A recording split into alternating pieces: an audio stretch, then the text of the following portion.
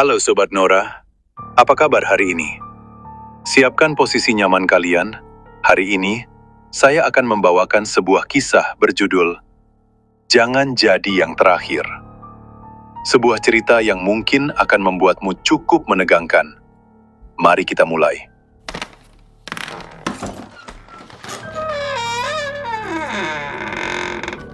Semua bermula saat Andra dan adiknya, Ririn, sedang dalam perjalanan pulang dari luar kota. Di sebuah bahu jalan yang gelap, mereka melihat sebuah mobil tua yang ditinggalkan pemiliknya. Di samping mobil itu, terdapat sebuah kotak kayu jati dengan ukiran aneh. "Jangan diambil, Mas. Kelihatannya nggak beres," cegah Ririn. Tapi Andra, yang punya hobi mengoleksi barang antik, justru membawanya pulang. Di dalam rumah, mereka membuka kotak itu. Isinya adalah sebuah boneka tanah. Boneka itu kasar, hitam, dan memiliki bau seperti tanah makam yang baru digali setelah hujan. Malam pertama, teror itu tidak langsung menyerang fisik, melainkan melalui mimpi kolektif. Andra dan Ririn memimpikan hal yang sama. Seorang wanita tanpa wajah merangkak di langit-langit kamar mereka, menjatuhkan butiran tanah hitam ke mulut mereka yang sedang tertidur. Puncaknya, pada hari kedua, Andra mulai kehilangan suaranya. Setiap kali ia bicara, yang keluar adalah bunyi gesekan kerikil. Sementara Ririn mulai melihat memar-memar biru di sekujur tubuhnya yang jika ditekan akan mengeluarkan aroma melati busuk. "Kita harus cari bantuan," bisik Ririn dengan suara gemetar. Ia teringat Mbah Jatmiko, seorang kenalan lama ayahnya yang tinggal di pinggiran desa, yang konon mengerti urusan barang titipan. Mereka sampai di rumah Mbah Jatmiko saat senja berwarna merah darah. Pria tua itu bahkan belum melihat boneka di dalam tas Andra, tapi ia sudah menutup hidungnya. "Buang benda itu sekarang, atau kalian akan menjadi fondasi rumah bagi setan yang ada di dalamnya," bentak Mbah Jatmiko. Andra menulis di secari kertas. "Sudah dibuang, tapi dia kembali lagi." Mbah Jatmiko terdiam, wajahnya memucat. "Berarti ini bukan sekedar santet. Ini wadah sukma. Boneka ini dibuat dari tanah liat yang dicampur dengan tulang rusuk manusia yang mati tidak tenang. Dia tidak butuh pemilik, dia butuh pengganti raga." Mereka bertiga masuk ke dalam ruang tengah yang gelap. Mbah Jatmiko menyalakan 7 lilin merah melingkar. Boneka tanah itu diletakkan di tengah. "Kalian berdua, pegang pundaku. Jangan dilepas apapun yang terjadi," perintah Simbah. Mbah Jatmiko mulai merapal mantra dengan suara berat. "Hong, Nini Kasedu, Kaki Kasedu, Siro asale sekolemah, Balio dadi lemah." Tiba-tiba, ruangan bergetar hebat. Lemari-lemari terbuka dan tertutup sendiri. Boneka tanah itu berdiri. Benar-benar berdiri di atas kaki tanahnya yang rapuh. Mulut boneka yang tadinya hanya garis datar, kini terbuka lebar, memuntahkan ribuan ulat tanah hitam. Ririn menjerit, pegangannya terlepas dari pundak Mbah Jatmiko. Akibatnya fatal. Lilin-lilin mati seketika. Mbah Jatmiko terpental ke dinding, memuntahkan darah hitam. "Salah satu dari kalian harus memberikan sesuatu yang paling berharga, atau kita semua mati di sini," teriak Mbah Jatmiko dalam batuknya. Andra melihat Ririn yang terpojok. Boneka itu merangkak cepat menuju kaki adiknya. Kulit kaki Ririn mulai berubah menjadi keras dan menghitam seperti tanah. Andra mengambil pecahan kaca dari lemari yang hancur. Ia tahu apa yang harus dilakukan. Ia ingat kata-kata Mbah Jatmiko tentang tulang rusuk. Andra menyayat telapak tangannya sendiri. Lalu ia memeluk boneka tanah itu erat-erat, membiarkan darahnya membasahi tanah liat yang haus itu. "Mbah, sekarang!" seru Andra dengan suara yang mendadak kembali karena luapan adrenalin. Mbah Jatmiko, dengan sisa tenaganya, merangkak mendekat dan menempelkan keris tuanya ke dahi boneka yang sedang dipeluk Andra. Ia merapal mantra pemutus. "Sirodudu darbemu, balio marang rahim bumi, muliho, muliho, muliho." Duar. Boneka itu meledak.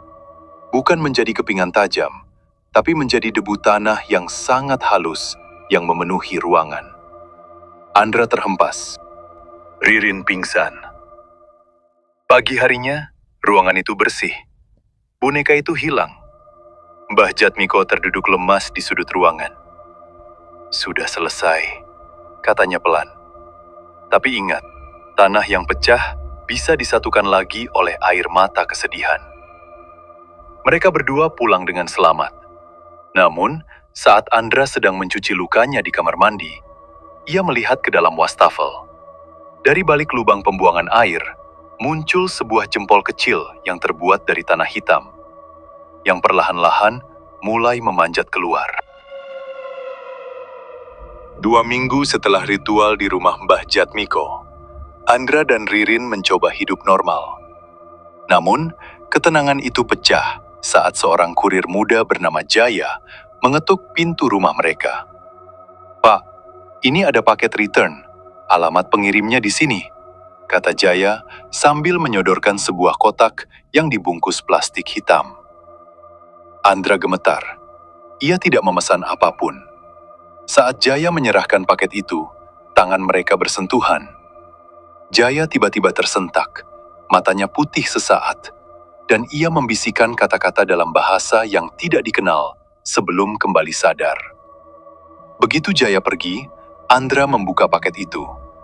Di dalamnya bukan lagi satu boneka utuh, melainkan ratusan serpihan tanah tajam yang tampak seperti potongan kuku manusia. Ririn yang tidak tahan lagi menghubungi Sita, teman kuliahnya yang sedang menyusun skripsi tentang artefak terlarang. Sita datang dengan membawa arsip tua dari tahun 1920-an. "Kalian tidak sedang berurusan dengan satu makhluk," Sita menjelaskan sambil membentangkan peta tua di meja. "Kalian berurusan dengan tanah induk. Boneka yang kalian lihat itu hanyalah salah satu dari 7 bagian. Ritual Mbah Jatmiko kemarin hanya memecah wadahnya, tapi jiwanya sekarang menyebar ke tanah di sekitar rumah ini." Sita menunjukkan foto hitam putih dalam arsipnya. Di foto itu, terlihat sebuah desa yang seluruh penduduknya berubah menjadi patung tanah dalam satu malam. Jika serpihan ini tidak disatukan dan dikembalikan ke liang asalnya, mereka akan mencari inang baru. Dan inang itu adalah orang-orang yang pernah menyentuhnya. Sementara itu, Jaya si kurir mulai mengalami hal mengerikan. Di apartemennya, air yang keluar dari keran berubah menjadi lumpur hitam. Saat ia mandi, lumpur itu menempel di kulitnya dan tidak bisa dibilas. Lumpur itu mulai mengeras, membentuk lapisan pelindung yang membuatnya tidak bisa bergerak. Jaya menelpon nomor yang tertera di paket pengiriman, nomor Andra. "Tolong, kulitku pecah!" Suara Jaya terdengar seperti tanah yang longsor sebelum sambungan terputus. Andra, Ririn, dan Sita menjemput Jaya, yang sudah hampir menjadi patung di apartemennya. Mbah Jatmiko kembali bergabung, kali ini dengan kondisi fisik yang lebih lemah dan mata yang buta sebelah akibat ritual sebelumnya. "Kita harus membawanya ke situs sumur tua," kata Mbah Jatmiko. "Tempat di mana tanah ini pertama kali diambil. Hanya di sana kita bisa melakukan penguburan abadi." Mereka berlima berangkat menuju sebuah situs terbengkalai di pinggiran kota. Di sana, mereka menemukan bahwa tanah di lokasi tersebut berdenyut, seolah-olah memiliki jantung. Di lokasi sumur, Sita menyadari satu hal yang terlewat dari penelitiannya. Mantra itu tidak akan bekerja jika tidak ada jangkar yang tinggal di bawah sana. Seseorang harus memegang boneka itu di dasar sumur saat ritual dilakukan. Terjadi perdebatan hebat. Jaya, yang merasa hidupnya sudah hancur karena kulitnya sudah hampir 80% menjadi tanah, menawarkan diri. Aku sudah menjadi bagian dari tanah ini. Biarkan aku yang membawanya pulang. Di bawah sinar bulan purnama, Mbah Jatmiko merapal mantra terakhir yang lebih gelap dari sebelumnya. Andra dan Ririn membantu menuangkan air suci ke dalam sumur, sementara Sita mencatat setiap kejadian sebagai saksi sejarah. Podo-podo lemah, manunggal dari siji. Ojo metu, ojo ganggu, tutupen dunia iki. Sama-sama tanah, menyatu menjadi satu. Jangan keluar, jangan mengganggu, tutuplah dunia ini. Sumur itu bergolak. Suara teriakan kurir muda bernama Jaya tenggelam oleh suara gemuruh tanah yang menutup sumur itu secara paksa. Tanah di sekitar mereka mendadak kering dan mati. Mereka semua selamat, kecuali Jaya yang terkubur bersama kutukan itu.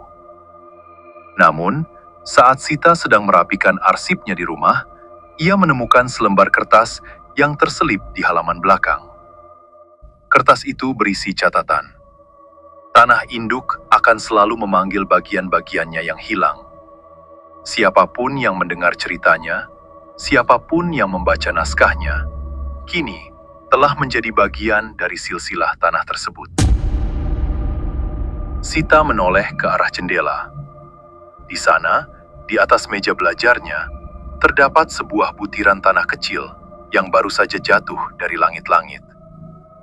Dan di luar rumah, ribuan kurir sedang bergerak, membawa paket-paket tanpa nama yang siap dikirimkan ke alamat-alamat baru. Bayangkan sore ini, saat kamu sedang bersantai, suara motor berhenti di depan rumahmu. Tin, tin. Seorang kurir dengan seragam yang kotor oleh lumpur kering berdiri di sana. Dia tidak meminta tanda tangan. Dia hanya meletakkan sebuah paket kecil yang dibungkus plastik hitam di atas pagar, lalu pergi tanpa menoleh. Itulah yang terjadi di seluruh kota. Sita dan Andra menyadari bahwa pengorbanan Jaya di sumur tua adalah jebakan. Kutukan itu tidak ingin dikubur, ia ingin menyebar. Jaya bukan penghenti, dia adalah server pusat. Dengan terkuburnya Jaya, jiwanya justru terintegrasi dengan tanah di seluruh negeri. Sita melihat layar monitornya di markas darurat mereka. GPS menunjukkan ribuan titik paket yang bergerak serentak. Ini bukan lagi soal satu boneka, teriak Sita dengan suara parau. Setiap butiran tanah di dalam paket itu adalah fragmen dari Jaya, dan setiap orang yang membukanya akan menjadi inang baru. Bayangkan jika kamu melihat paket itu di depan pintumu. Kamu merasa penasaran. Kamu membawanya masuk. Saat kamu menyobek plastiknya, tidak ada benda tajam. Hanya ada debu hitam halus yang terbang dan terhirup oleh hidungmu. Seketika, paru-parumu terasa berat. Di dalam cerita, Ririn mencoba menghentikan salah satu pengiriman di sebuah kompleks perumahan.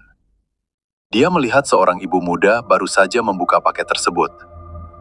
"Jangan dibuka!" teriak Ririn. Tapi terlambat. Ibu itu membeku. Dari pori-pori wajahnya, keluar akar-akar tanah yang halus. Matanya berubah menjadi keramik putih yang retak. Dia menoleh ke arah Ririn dengan gerakan patah-patah. Suaranya terdengar seperti dua batu yang digosokkan. "Terima kasih. Sudah menerima kami." Mbah Jatmiko yang sudah sekarat memberikan instruksi terakhir melalui radio kepada Andra. Hanya ada satu cara. Kalian harus membakar tanah itu dengan api yang tidak pernah padam, api dari pohon jati tertua. Andra dan Sita memacu mobil mereka menembus jalanan kota yang kacau. Di mana-mana, orang-orang mulai berjalan kaku. Mereka yang sudah terinfeksi berkumpul di tengah jalan, berdiri diam seperti patung taman yang mengerikan. Saat mobil Andra terjebak macet oleh kerumunan manusia tanah, mereka mulai mendekat. Mereka tidak berlari, mereka hanya berjalan pelan.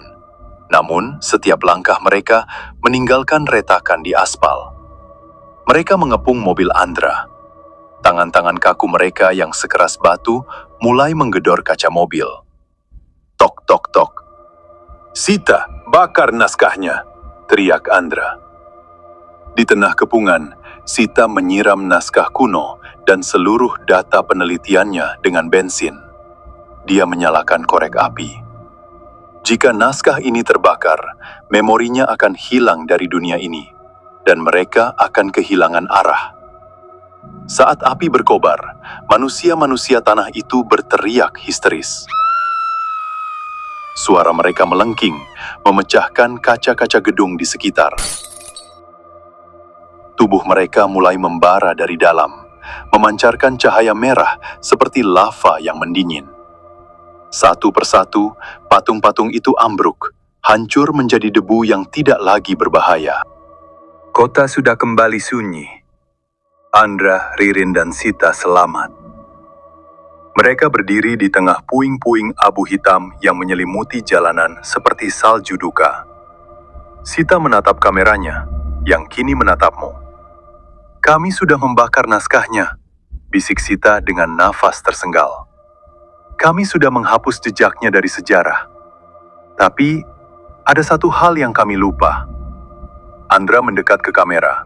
Wajahnya sangat dekat dengan layarmu. Tanah itu punya ingatan.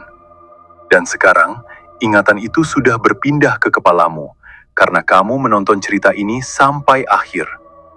Kamu merasa haus? Kamu merasa kulitmu sedikit gatal? Andra menunjuk ke arah belakangmu. "Coba cek paket yang baru saja kamu letakkan di meja tadi. Kamu pikir itu paket belanjaanmu yang biasa? Coba buka, dan lihat apakah isinya adalah barang yang kamu pesan, atau hanya segenggam tanah hitam yang masih hangat." Andra, semuanya sudah berakhir. Naskahnya sudah jadi abu. Tanah induknya sudah tertimbun. Kota ini perlahan akan kembali normal.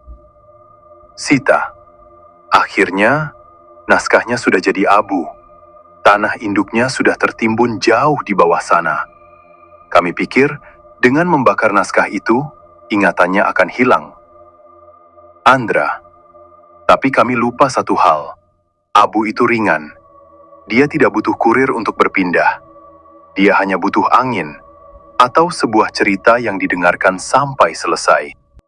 Terima kasih sudah menonton video ini sampai akhir. Dengan menyimak setiap detiknya, kalian sudah membantu kami menyebarkan ingatan tanah itu lebih jauh lagi ke dalam pikiran kalian. Sekarang, coba lihat telapak tanganmu sendiri. Jika ada noda hitam kecil yang terasa dingin dan sulit hilang, jangan digosok. Itu bukan kotoran. Itu adalah dia yang mulai mencari jalan untuk tumbuh di bawah kulitmu. Tetap waspada, dan sampai jumpa di video selanjutnya.